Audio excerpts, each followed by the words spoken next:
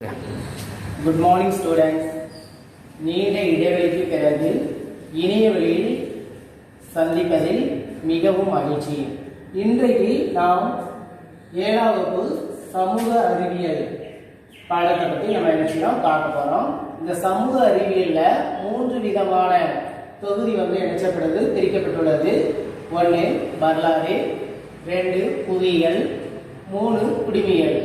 இன்றைக்கு நம்ம எதை பத்தி நம்ம பார்க்க போறோம் அப்படின்னா வரலாறு அப்படின்ற பாடத்தை பத்தி நம்ம நினைச்சிடும் பார்க்க போறோம். இந்த வரலாற்றுல முதல் பாடத்தை பத்தி நம்ம நினைச்சிடும் பார்க்கிறோம். முதல் பாடம் என்ன பாடம் அப்படின்னா இடைக்கால இந்திய வரலாறு, இடைக்கால இந்திய வரலாற்று ஆதாரங்கள், அதை பத்தி நம்ம நினைச்சிடும் பார்க்க போறோம். இப்ப இடைக்கால இந்திய வரலாற்று ஆதாரங்கள் 2 விதமாக என்ன அப்படின்னா பிரிக்கப்படுகிறது. 1 தொடக்க இடைக்கால வரலாறு. இந்த தொடக்க இடைக்கால இந்திய வரலாறு எந்த ஆண்டு முதல் எந்த ஆண்டு வரை மேற்கொள்ளப்படுகிறது அப்படின்னா கிபி 700 முதல் 1200 வரை இந்த தொடக்க இடைக்கால இந்திய வரலாறு ஆரம்பிக்கப்படுகிறது. 2வது என்ன அப்படின்னா பின் இடைக்கால இந்திய வரலாறு. இந்த பின் இடைக்கால இந்திய வரலாறு கிபி 1200 முதல் 1700 வரை நினைச்சப்படுகிறது அப்படின்னா ஆரம்பிக்கப்படுகிறது. இதைத்தான் நம்ம என்ன சொல்றோம் அப்படின்னா இடைக்கால இந்திய வரலாற்று ஆதாரங்கள் அப்படின்னு சொல்றோம். இந்த இந்திய வரலாற்று ஆதாரங்களை 2 விதமாக நினைச்சப்படுகிறது பிரிக்கப்படுகிறது. இந்த 2 விதமாக பிரிக்கப்படுகிற அந்த ஆதாரங்களை இந்திய வரலாற்று, அதாவது இடைக்கால இந்திய வரலாற்று அறிஞர்கள் அதிக எண்ணிக்கையிலான பல்வகைப்பட்ட சான்றுகள் நினைச்சப்படுகிறது அவங்களுக்கு கிடைக்கப்படுகிறது. அது என்னென்ன சான்றுகள் கிடைக்கப்படுகிறது அப்படின்னா கல்வெட்டுகள், செப்பேடுகள், நினைவு சின்னங்கள், நாணயங்கள், இந்த ஆதாரங்கள்லாம் நினைச்சப்படுகிறது அப்படி காணப்படுகிறது. அது மட்டும் இல்லாம இந்த கல்வெட்டுகள், செப்பு பட்டயங்கள், நினைவு சின்னங்கள், நாணயங்கள் இதெல்லாம் என்ன செய்யப்படுகிறது அப்படின்னா இந்த ஆதாரங்கள், அதாவது இடைக்கால இந்திய வரலாற்று ஆதாரங்களை பத்தி நம்ம என்ன செய்யணும் தெரிந்து கொள்வதற்காக இந்த செய்திகள் நமக்கு வழங்கப்படுகிறது. அதுபோக அரேபியா, பாரசீக, துருக்கிய இவங்களுடைய இந்த வரலாற்று ஆசிரியர்கள் என்ன செய்யறாங்க அப்படின்னா அந்த வரலாற்று ஆசிரியர் அவங்களுடைய பதிப்புகள் மற்றும் அவங்களுடைய செய்திகளை என்ன செய்றாங்க அப்படின்னா இந்த இடைக்கால இந்திய வரலாற்று ஆதாரங்களை என்ன செய்றாங்க அப்படின்னா முன்வைக்கப்படுகிறாங்க. இதுல இந்த சான்றுகள்ல பல வகையான சான்றுகள் என்ன செய்யப்படுகிறது அப்படின்னா நமக்கு கொடுக்கப்பட்டுள்ளது. இந்த சான்று எப்படி கொடுக்கப்பட்டுள்ளது அப்படின்னா சாதாரண மக்களுடைய வாழ்க்கையை பத்தி குறித்து இந்த ஆதாரங்கள் என்ன செய்யப்படுகிறது அப்படின்னா செய்திகளே நமக்கு தெரிவிக்கப்படுகிறது. அதுக்கப்புறம் அரசர்களுடைய வாழ்க்கையை என்ன செய்யப்படுகிறது இந்த செய்தி நேரடியாகவே என்ன செய்யப்படுகிறது அப்படின்னா அவங்களுடைய செய்தியே அதிகமாக, அதாவது சாதாரண மக்களுடைய வாழ்க்கையினுடைய நிலையை குறைவாக என்ன செய்யப்படுது அப்படின்னா குறைவான செய்திகள் சொல்லப்படுகிறது.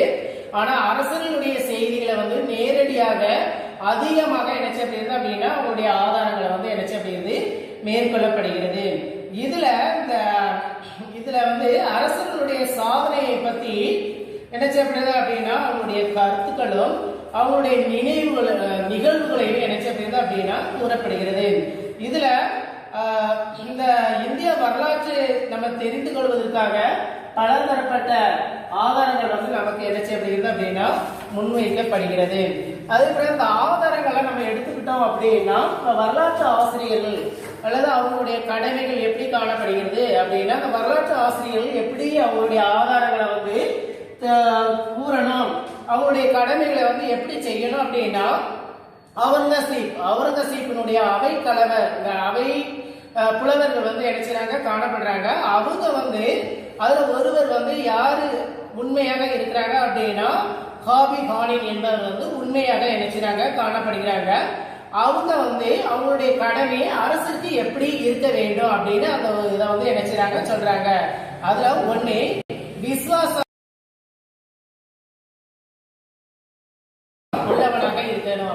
அதாவது விசுவாசமாக அந்த அரசருடைய கடமை வந்து அந்த அவை புலவர்கள் வந்து என்ன செய்யணும் இருக்க வேண்டும். அதுக்கப்புறம் என்ன அப்படின்னா லாப நோக்கின்மை. லாப நோக்கின்மை அப்படின்னா எந்த ஒரு எதிர்பார்ப்பு இல்லாம என்ன செய்யணும் காணப்பட வேண்டும். அதுக்கப்புறம் ஆபத்துக்கு அஞ்சாமை. இப்ப ஒரு அரசருக்கு ஆபத்து வருது அப்படின்னா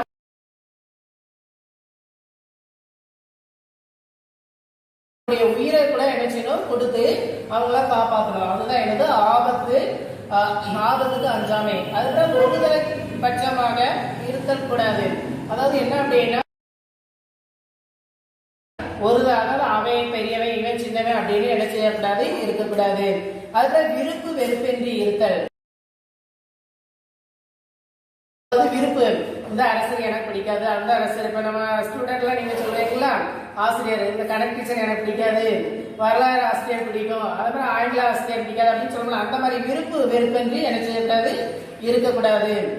அதே போல நண்பருக்கும் அந்நியர்களுக்கும் இடையே வேற்றுமை பாராமை. அதாவது நண்பர்களுக்கு இப்ப இவன் வந்து நெருங்கிய நண்பன், இவன் வந்து அது யாரோ அப்படின்னு என்ன செய்யக்கூடாது. எல்லாருக்குமே என்ன செய்யணும் அதை வந்து நேர்மையாக என்ன செய்யணும் காணப்பட வேண்டும். அதுக்கப்புறம் நேர்மையுடன் எழுத வேண்டும்.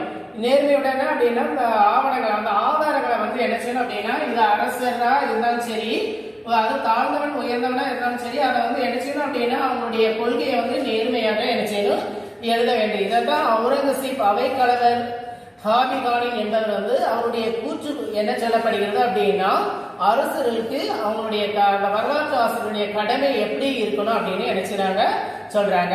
அதுக்கப்புறம் சான்றுகள். இந்த சான்றுகள் வந்து 2 வகையாக என்ன செய்யப்படுகிறது காணப்படுகிறது. ஒன்று முதல்நிலை சான்றுகள் அப்படின்னு என்ன செய்யப்படுகிறது காணப்படுகிறது. இப்போ முதல்நிலை சான்றுகள் அப்படின்னா என்ன அப்படின்னா பொறிப்புகள் அப்படின்னா அது எதெல்லாம் குறிக்கப்படுகிறது அப்படின்னா கல்வெட்டுகள். அதாவது கல்வெட்டுகள் அப்படின்னா பாறைகள் கல் அந்த மாதிரி பேர் எழுதுறது அதைத்தான் நம்ம என்ன சொல்றோம் அப்படின்னா பொறிப்புகள் அப்படின்னு நினைச்சாங்க சொல்றாங்க. அப்புறம் நினைவு சின்னங்கள் அப்படின்னா அந்த நினைவு சின்னங்கள் பார்த்தீங்க அப்படின்னா கோபுரங்கள் கோயில்கள் அரண்மனைகள் இதைத்தான் நம்ம என்ன சொல்றோம் அப்படின்னா நினைவு சின்னங்கள் அப்படின்னு நம்ம நினைச்சிரோம் சொல்றோம். அப்புறம் நாணயங்கள். இப்ப நாணயங்களை பார்த்தோம் அப்படின்னா முகமது பின் துக்ளக் ஆட்சி காலத்துல செப்பு நாணயங்கள் தயாரிக்கப்பட்டிருக்கும். அதுக்கப்புறம் அந்த இல்துமிஷனுடைய ஆட்சி காலத்துல செப்பேடுகள் அந்த மாதிரி நாணயங்கள் தயாரிக்கப்பட்டிருக்கும். இந்த மாதிரி நாணயங்கள் யாருடைய ஆட்சி காலத்துல எந்த நாணயங்கள் தயாரிக்கப்பட்டது அப்படின்னு நினைச்சப்படுகிறது. நாணயங்களை பத்தி நம்ம நினைச்சோம் பார்க்கலாம். இதெல்லாம் நினைச்சப்படுகிறது அப்படின்னா இந்த செய்திகள் எல்லாமே முதல் நிலையை வந்து நினைச்சப்படுகிறது முதல் நிலை சான்றுகளை குறிக்கப்படுகிறது. அதுக்கப்புறம் என்ன அப்படின்னா 2ஆம் நிலை சான்றுகள். இந்த 2ஆம் நிலை சான்றுகள் வந்து எதெல்லாம் குறிக்கப்படுகிறது அப்படின்னா இலக்கியம். இப்ப இலக்கியம் அப்படின்னா 10 பாட்டு 8 தொகை இதைத்தான் நம்ம என்ன சொல்றோம் அப்படின்னா இலக்கியம் அப்படின்னு என்ன சொல்றோம். அப்புறம் கால வரிசையிலான நினைவு பதிவுகள். இப்ப கால வரிசையிலான நினைவு பதிவுகள் அப்படின்னா நம்ம எதை சொல்றோம் அப்படின்னா இப்ப நம்மளுடைய நாடு இந்தியா வந்து எப்ப சுதந்திரம் அடைந்தது அப்படின்னா 1947 இந்தியா சுதந்திரம் அடைந்தது அப்படின்னு நம்ம நினைச்சிடும் சொல்றோம். அதுக்கு இந்தியா எப்போ குடியரசு ஆனது அப்படின்னா 1950. இதைத்தான் நம்ம என்ன சொல்றோம் 1947 சுதந்திரம் அடைந்தது இந்தியா, 1950 இந்தியா குடியரசு ஆனது. இதைத்தான் நம்ம என்ன சொல்றோம் அப்படின்னா கால வரிசையிலான நினைவு பதிவுகள் அப்படின்னு நம்ம என்ன சொல்றோம். அதுக்கப்புறம் பயண குறிப்புகள். இந்த பயண குறிப்புகள் அப்படின்னா அயல்நாட்டவர்கள் அப்படின்னா வெளிநாட்டவர்கள் வந்து நம்ம இந்தியாவுக்கு பயண குறிப்புகள் இந்தியாவில் என்னென்ன செய்திகள்லாம் நடந்தது, யாருடைய ஆட்சி காலத்துல எப்படி அந்த ஆட்சி முறை நிர்வாகம் செய்யப்பட்டது அப்படின்ட்டு அந்த பயண குறிப்புகளை வந்து எழுச்சுவாங்க வெளிநாட்டவர்கள் வந்து எழுதி இருப்பாங்க. அப்புறம் வாழ்க்கை வரலாற்று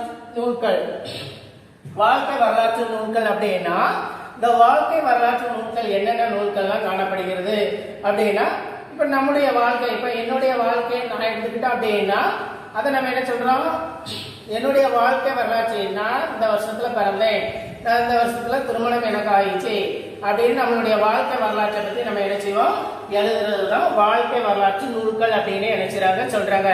அதுக்கப்புறம் என்ன அப்படின்னா சுயசரிதைகள். இந்த சுயசரிதைகள் வந்து அது எப்படி மேற்கொள்ளப்படுகிறது அப்படின்னா தன்னால், அதாவது நான் வந்து என்னுடைய கையால் எழுதப்படுகின்ற நூல்களை தான் சுயசரிதைகள் அப்படின்னு என்ன சொல்லப்படுகிறது. இதைத்தான் நம்ம என்ன சொல்றோம் அப்படின்னா இரண்டாம் நிலை சான்றுகள் அப்படின்னு என்ன செய்யப்படுறாங்க, அழைக்கப்படுறாங்க. அதுக்கப்புறம் இப்போ பொறிப்புகள். இப்போ பொறிப்புகள் அப்படின்னா என்ன, பொறிப்புகள் அப்படின்னா நம்ம என்ன அப்படின்னு பார்க்கலாம். பொறிப்புகள் அப்படின்னா அதான் என்னது அப்படின்னா பொறிப்புகள். இந்த பொறிப்புகள் வந்து நம்ம என்ன சொல்ல படிக்கிறோம் அப்படின்னா பாறைகள், கற்கள், கோயில் சுவர்கள், உலோகங்கள், இதெல்லாம் என்ன அப்படின்னா பொறிப்புகள் அப்படின்னு நம்ம என்ன சொல்றோம். இப்ப பாறைகள், இப்ப நம்ம ஊர்ல பாறை பக்கத்துல இருக்கோம் அல்லது வெளி ஊர்ல கூட பாறைகள் இருக்கு. அதுல நம்ம பார்த்தோம் அப்படின்னா நிறைய பெயர்கள் வந்து நினைச்சு எழுதப்பட்டிருக்கோம். இப்ப நம்ம கூட நம்மளுடைய பெயரை நம்ம என்ன செஞ்சிருப்போம், அந்த பாறையில எழுதியிருப்போம். அப்ப அந்த பாறையில எழுதுறதுதான் நம்ம என்ன செய்யறோம், பொறிப்புகள் அப்படின்னு நினைச்சாங்க சொல்றாங்க. அதுக்கப்புறம் கற்கள். கற்கள் அப்படின்னா கல்லுல நம்ம என்ன செய்வாங்க அப்படின்னா இப்ப அசோகருடைய காலத்துல கல் தூண்கள் வந்து என்ன செய்யப்பட்டது, பொறிக்கப்பட்டிருந்தது. அப்ப அந்த கல்லினால் நம்மளுடைய பெயர்களை எழுதும் பொழுது அது என்னது, கல் பொறிப்புகள் அப்படின்னு நினைச்சாங்க. அதுக்கப்புறம் கோயில் சுவர்கள். இப்ப கோயில்ல நிறைய என்ன செஞ்சிருக்காங்க அப்படின்னா எழுதியிருக்க. எக்ஸாம்பிள் நம்ம நெல்லையப்பர் கோயில போய் பார்த்தோம் அப்படின்னா அங்க நிறைய, இப்ப யாரெல்லாம் அந்த கோயில்ல நிறைய கொடைகள் கொடுத்துருக்காங்க, கொடைனா தானம் கொடுத்துருக்காங்க, அதான் என்ன செஞ்சிருக்காங்க அப்படின்னா அந்த கல்ல பொறிக்கப்பட்டிருக்கும். இதான் கோயில் சுவர்கள் அப்படின்னு நினைச்சாங்க சொல்றாங்க.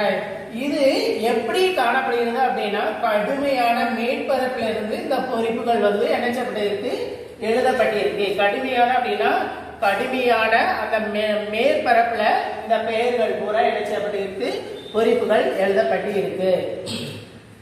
அதுக்கப்புறம் அரசர் பிறப்பித்த பேராணைகள். அரசர்கள் என்னென்ன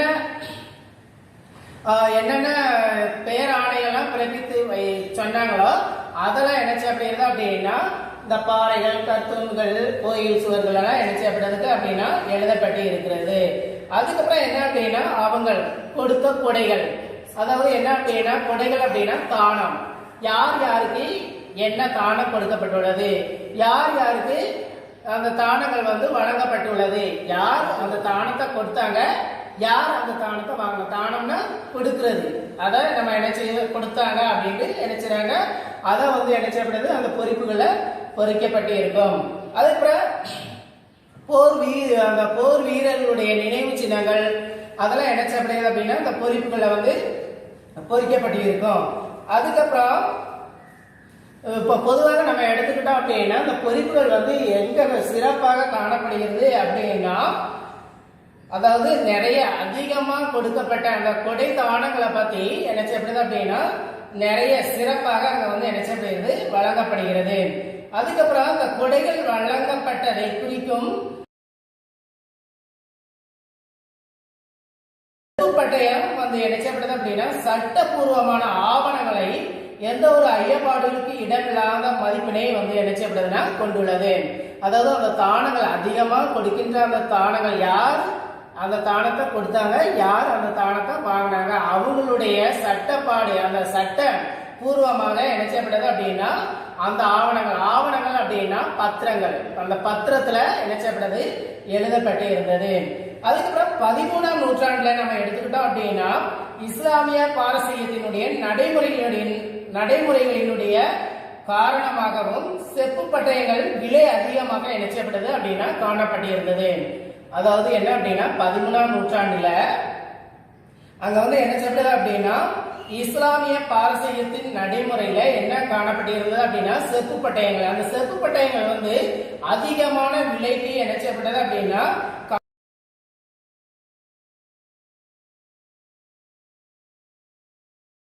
இதன் விளைவாகத்தான் அவற்றுக்கு மாறாக குறைந்த செலவிலான பனை ஓலைகளிலும் காகிதத்திலையும் என்ன செஞ்சாங்க அப்படின்னா பயன்படுத்தி வந்தாங்க. அதுக்கப்புறம் பிற்கால சோழர்கள்.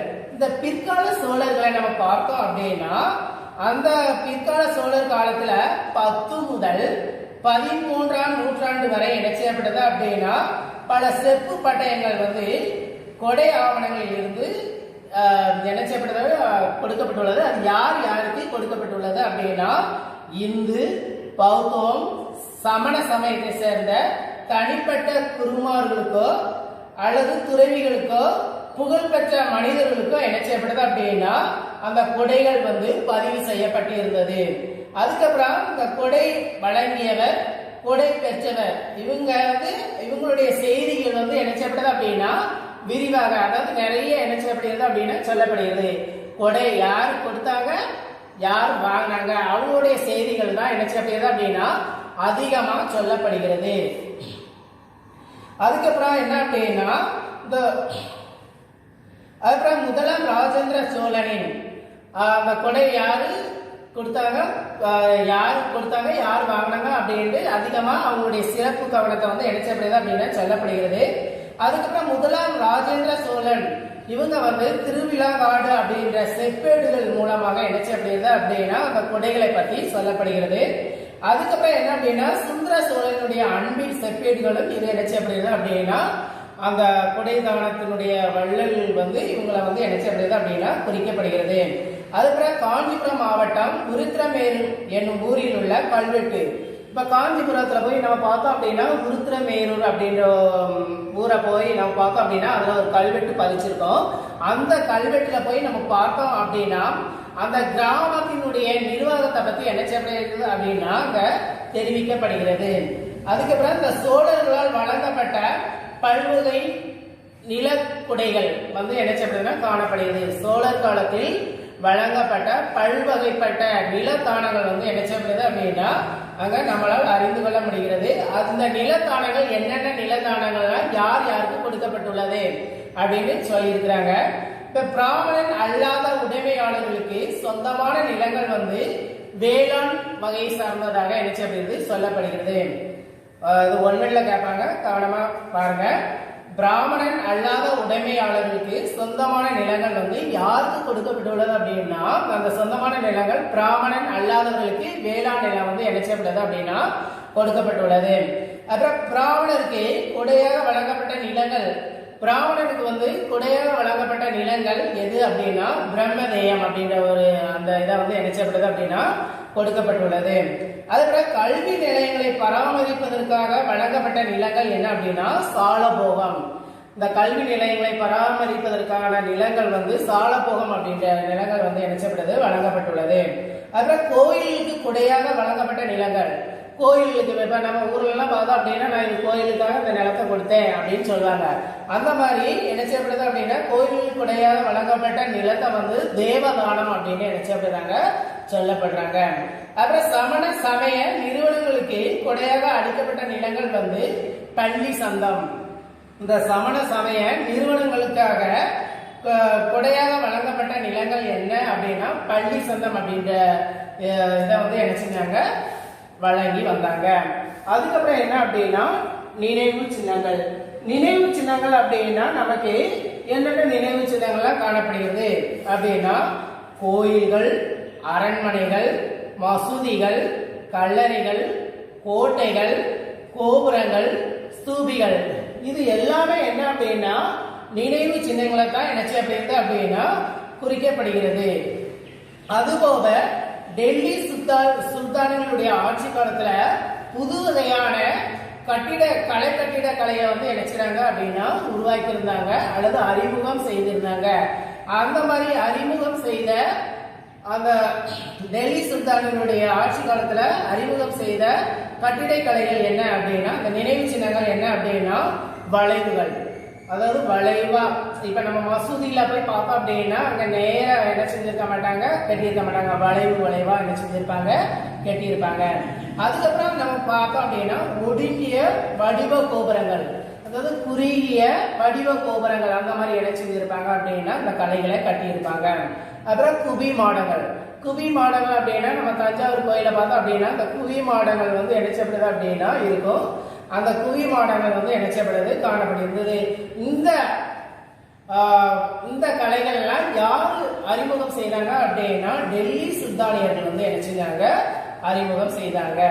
அதுக்கப்புறம் இந்த நினைவு சின்னங்களில் உள்ள கல்வெட்டுகள் வரலாற்றை கட்டமைக்க தேவைப்படும் சிறந்த தகவல்களை கொண்டுள்ளது. அதாவது என்ன அப்படின்னா இந்த நினைவு சின்னங்கள்லாம் என்ன செய்யப்படுது அப்படின்னா இந்த இடை கால இந்திய வரலாற்று ஆதாரங்களுக்கு இந்த நினைவு சின்னங்களும் ஒரு சிறந்த எடுத்துக்காட்டாக இணைச்சப்படுகிறது கூறப்படுகிறது. அதுபோல இடைக்காலத்தை சேர்ந்த இந்த இடைக்காலத்தில் சேர்ந்த கோயில்கள், அதாவது வட இந்தியாவில் காணப்படுகின்ற கோயில்கள் என்னென்ன கோயில்கள் அந்த கலைக்கு எடுத்துக்காட்டாக காணப்படுகிறது அப்படின்னா, கஜுராஹோ அப்படின்ற கோயில் வந்து மத்திய பிரதேசத்துல என்ன காணப்படுகிறது. இப்ப நான் சொல்றது ஃபுல்லாமே ஒன் வேர்டுல கேட்பாங்க, நல்லா கவனிச்சுக்கோங்க. இடைக்காலத்தை சேர்ந்த கஜுராஹோ அப்படின்ற கோயில் வந்து எந்த மாநிலத்துல உள்ளது அப்படின்னா மத்திய பிரதேசம் அப்படின்ற மாநிலத்துல உள்ளது. அதுக்கப்புறம் தில்வாரா, அபுகுன்று இந்த கோயில்கள் வந்து எந்த இடத்துல உள்ளது அப்படின்னா ராஜஸ்தான் அப்படின்ற மாநிலத்துல உள்ளது. அதுக்கப்புறம் கொரநாக் அப்படின்ற இடம், அந்த கோயில் வந்து எந்த மாநிலத்துல உள்ளது அப்படின்னா ஒடிஷா அப்படின்ற மாநிலத்துல உள்ளது.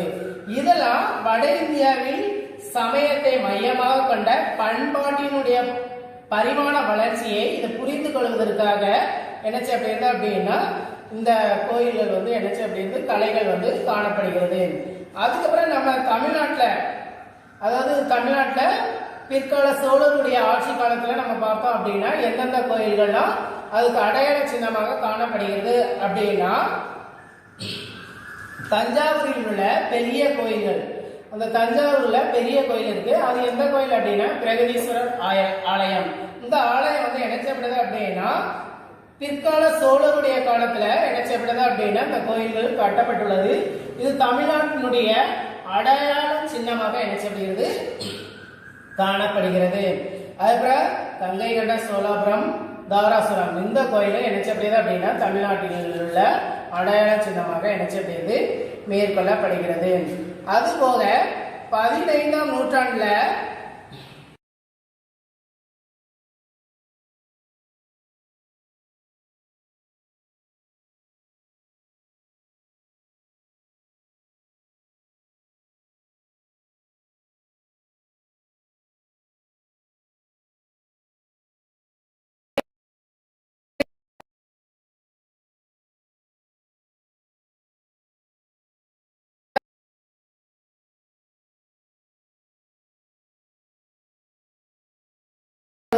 எந்த ஆலயம் வந்து காணப்படுகிறது அல்லது எந்த கோயில்கள் வந்து காணப்படுகிறது அப்படின்னு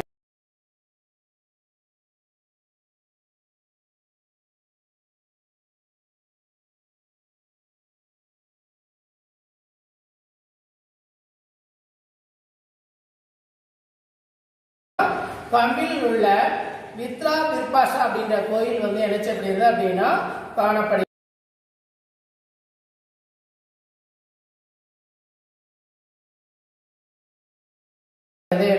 அதுக்கப்புறம் இடைக்காலத்தை சேர்ந்த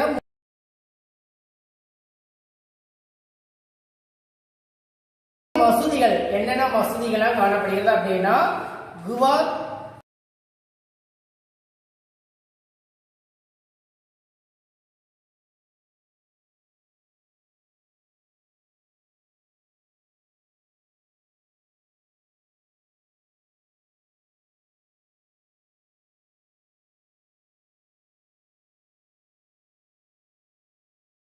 இஸ்லாம் மசூதி, மோத் கி மசூதி, ஜமா மசூதி, பதேபூர் சிக்கேரி,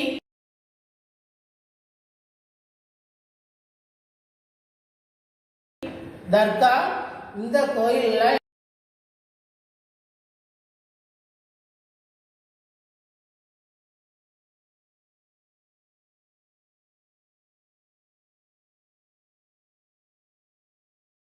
இந்த மசூதி எல்லாம் எங்க காணப்படுகிறது அப்படின்னா டெல்லியிலும் அதன் அருகாமையிலும் இணைச்சப்படுகிறது அப்படின்னா அந்த மசூதிகள் வந்து இணைச்சப்படுகிறது காணப்படுகிறது. அதுக்கப்புறம் சார்மினார்,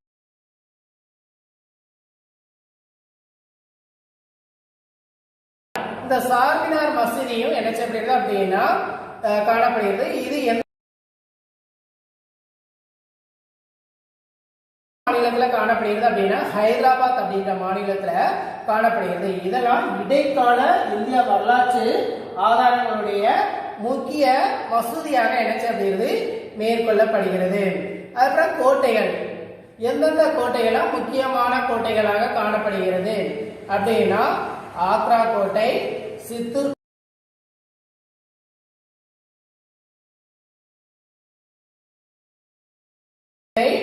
குவாலியர் கோட்டை, டெல்லி செங்கோட்டை, இதெல்லாம் என்ன செய்யப்படுகிறது அப்படின்னா முக்கியமான கோட்டையாக என்ன செய்யப்படுகிறது காணப்படுகிறது. அதுபோக அரண்மனைகள், இந்த அரண்மனைகள் என்னென்ன அரண்மனைகள்லாம் காணப்படுகிறது அப்படின்னா ஜெய்ப்பூர், ஜெய்சால்மர், ஜோத்பூர், இந்த இடங்கள்லாம் பார்த்தோம் அப்படின்னா முக்கியமான அரண்மனைகள் வந்து என்ன செய்யப்படுகிறது நினைவு சின்னங்களாக காணப்படுகிறது. இது யாரை பத்தி கூறப்படுகிறது அப்படின்னா ராஜர்களுடைய அடையாளங்களை வந்து என்ன செய்யப்படுகிறது அப்படின்னா இந்த அரண்மனைகள் வந்து தெரிவிக்கப்படுகிறது. அதுக்கப்புறம் என்ன அப்படின்னா முகலாயருடைய அரசனுடைய கல்லறைகள், இந்த கல்லறைகள் வந்து ஒரு நினைவு சின்னங்களாக என்ன செய்யப்படுதுன்னா காணப்படுகிறது. அது குதிப்பினார், அலைதர் வாசா, இல்டிமிஸ், பால்பன், அதுக்கப்புறம் முகலாயருடைய அனைத்து கல்லறைகளையும் என்ன செய்யப்படுது அப்படின்னா இது ஒரு எடுத்துக்காட்டாக என்ன செய்யப்படுகிறது அப்படின்னா சிறப்புமிக்க ஒரு கட்டிடக்கலையாக நினைவு சின்னங்களாக என்ன செய்யப்படுகிறது மேற்கொள்ளப்படுகிறது. அதுபோக வட இந்தியாவில் நம்ம பார்த்தோம் அப்படின்னா பால் அடைந்த கட்டிடக்கலைகள் வந்து என்ன செய்யப்படுதுன்னா காணப்படுகிறது. அது எந்தெந்த நகரங்கள் காணப்படுகிறது அப்படின்னா புரோஷாபாத், துக்லக்பாத் அப்படின்ற 2 நகரங்களும் வட இந்தியாவில் பால் அடைந்த கட்டிடக்கலைகளாக ஒரு நினைவு சின்னங்களாக என்ன செய்யப்படுகிறது மேற்கொள்ளப்படுகிறது. நம்ம தென்னிந்தியாவில் எடுத்துக்கிட்டோம் அப்படின்னா ஹம்பி அப்படின்ற இடத்துல நம்ம பார்த்தோம் அப்படின்னா அங்கேயும் அந்த இடைக்கால இந்திய வரலாற்று சான்றுகளான கருவூலங்கள் வந்து என்ன செய்யப்படுகிறது அப்படின்னா காணப்படுகிறது. அதுக்கப்புறம் நாணயங்கள், இந்த நாணயங்களை பார்த்தோம் அப்படின்னா அங்க பொறிக்கப்பட்டுள்ள அந்த நாணயங்களை பார்த்தோம் அப்படின்னா அதுல பொறிக்கப்பட்டுள்ள படங்களும் உருவங்களும். இப்ப நம்ம இந்திய நாணயத்தை நம்ம எடுத்துக்கிட்டோம் அப்படின்னா அதுல ஒரு சைடு பார்த்தோம் அப்படின்னா ₹1, அந்த ₹1 அல்லது ₹2, ₹5 அப்படின்னு போட்டிருக்கோம் அப்படிதானே. அதே அடுத்த பக்கத்தை பார்த்தோம் அப்படின்னா நம்மளுடைய சின்னம், இந்தியனுடைய சின்னத்தை வந்து என்ன செஞ்சிருப்பாங்க பொறிக்கப்பட்டிருப்பாங்க. அதே மாதிரி அரசனுடைய காலத்துல வந்து என்ன செய்யப்படுது அப்படின்னா நாணயங்களை படங்களும் உருவங்களும் என்ன செய்யப்படுது அப்படின்னா பொறிக்கப்பட்டு இருந்தது. அதுக்கப்புறம் அவங்களுடைய பெயர்கள், அந்த அரசனுடைய பெயர்கள், இப்ப முகலாயர்னா முகலாயர் அப்படின்னு நினைச்சு எப்படி இருக்கும் அந்த நாணயங்களை பொறிக்கப்பட்டு இருக்கும். அதுக்கப்புறம் பட்டங்கள், அவங்களுடைய பட்டங்கள் என்ன பட்டங்கள் பெற்றிருந்தாங்க அதை என்ன செய்யப்படுகிறது அப்படின்னா அந்த நாணயங்களை பொறிக்கப்பட்டு இருக்கும். அதுக்கப்புறம் அவங்களுடைய உருவ படங்கள், இப்ப நம்ம இந்திய ரூபாய் நோட்டை எடுத்துக்கிட்டோம் அப்படின்னா காந்திஜி அவருடைய போட்டோ இருக்கு. அதே மாதிரி இப்போ முகலாயர் காலத்துல பார்த்தோம் அப்படின்னா அது அவங்களுடைய காலத்துல யாருடைய ஆட்சி காலத்துல யார் அதுல மேற்கொண்டு இருந்தாங்க அவங்களுடைய உருவ படங்கள் வந்து என்ன செய்யப்பட்டு இருக்கும் அப்படின்னா இடம்பெற்று இருக்கும். அதுக்கப்புறம் அரச வம்சத்தினுடைய பெயர்கள், இப்ப அரச வம்சத்தினுடைய பெயர்கள் அப்படின்னா இதுல அடிமை வம்சம், கில்ஜி வம்சம், துக்ளக் வம்சம் அப்படின்ட்டு நிறைய வம்சங்கள் இருக்கு. அதுல எந்த வம்சம் வந்து ஆட்சியில மேற்கொண்டு இருந்தாங்க அவங்களுடைய அரச வம்சத்தினுடைய பெயர்கள் வந்து என்ன செய்யப்பட்டிருக்கும் பொறிக்கப்பட்டிருக்கும். இந்த மாதிரி என்ன செய்யப்படுகிறது அப்படின்னா நிறைய நாணயங்களுடைய சின்னங்கள்ல என்ன செய்யப்படுகிறது அப்படின்னா நம்மளுடைய அதாவது நமக்கு உணர்த்துவதற்காக இந்த நாணயங்களை என்ன செய்யப்படுகிறது அப்படின்னா அவங்களுடைய செய்திகளை நமக்கு வழங்கப்படுகிறது. அப்புறம் அரசர்களுடைய ராணுவ படையெடுப்புகள், அந்த நாணயங்களை வந்து ராணுவ படையெடுப்புகளும் என்ன செய்யப்படுது அப்படின்னா பொறிக்கப்பட்டு இருக்கும்.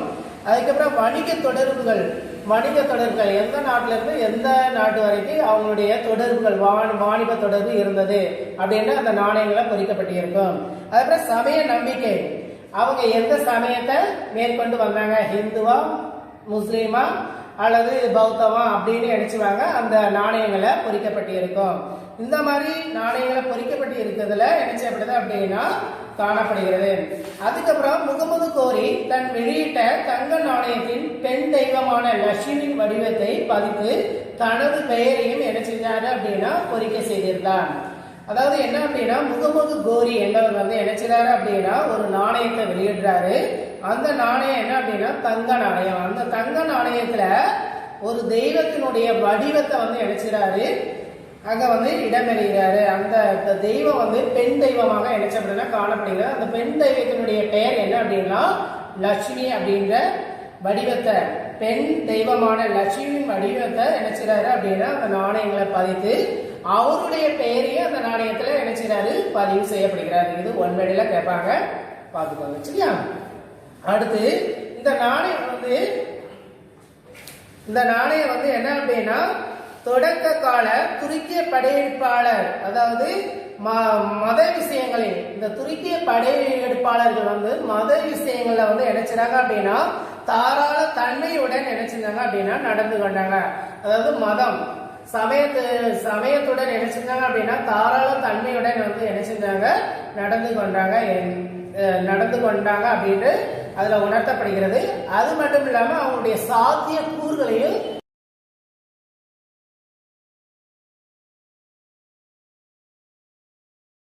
இந்த நாணய சின்னங்கள் மூலமாக என்ன செய்யறாங்க நமக்கு உணர்த்தப்படுகிறாங்க. அப்புறம் டெல்லி சுல்தானுடைய காலகட்டத்தை அறிந்து கொள்வதற்காக ஜிடல் என்னும் ஒரு செப்பு நாணயங்களை வந்து என்ன செய்றாங்க பயன்படுத்தினாங்க. அதாவது டெல்லி சுல்தானுடைய ஆட்சி காலத்துல ஜிடல் அப்படின்ற ஒரு நாணயங்களை வந்து செப்பு நாணயத்தை வந்து என்ன செஞ்சாங்க அப்படின்னா பயன்படுத்தப்பட்டது.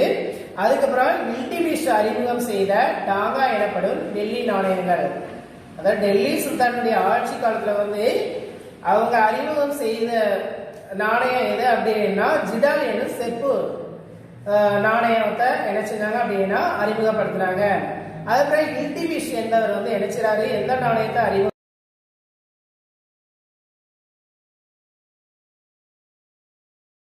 செய்தாங்க அப்படின்னா டாங்கா எனப்படும் வெள்ளி நாணயத்தை வந்து என்ன செஞ்சாங்க அறிமுகம் செய்தாங்க. அப்புறம் அலாவுதீன் கில்ஜி, இந்த அலாவுதீன் கில்ஜி வந்து தங்க நாணயத்தை வந்து என்ன செஞ்சாங்க அப்படின்னா வெளியிட்டாங்க. அதுக்கப்புறம் முகமது பின் துக்ளக் வந்து செப்பு நாணயங்களை வந்து என்ன செய்றாரு வெளிப்படுத்தி இருந்தாரு. இதன் மூலமாக என்ன செய்யப்படுது அப்படின்னா இந்த நாணயங்கள் மூலமாக நமக்கு என்ன செய்யப்படுது அப்படின்னா நாட்டினுடைய பொருளாதாரத்தை வந்து நலிவடை செய்வதை என்ன செய்யப்படுது அங்க வந்து நமக்கு தெளிவாக காட்டப்படுகிறது. இந்த நாணயத்தின் மூலமாக நாட்டினுடைய பொருளாதாரம் வளர்ச்சியா இருந்ததா அல்லது நலிவடைந்து இருந்ததா அப்படின்னு என்ன செய்யறது இந்த நாணயத்தின் மூலமாக நம்ம தெரிஞ்சு கொள்ளலாம். அப்புறம் ஒரு ஜிடல் 3.6 வெள்ளி குன்றி மணிகளை கொண்டுள்ளது. அதாவது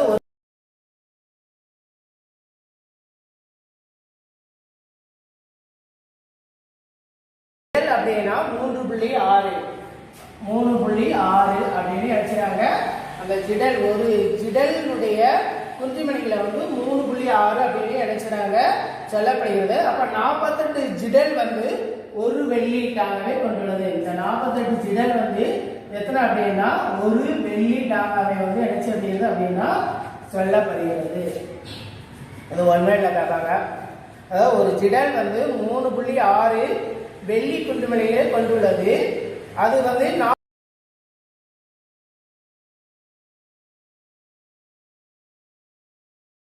ஜிடல்கள் வந்து ஒரு வெள்ளி டாங்காவுக்கு சமமாக இணைச்சப்படுகிறது அப்படின்னா காணப்படுகிறது. சரியா?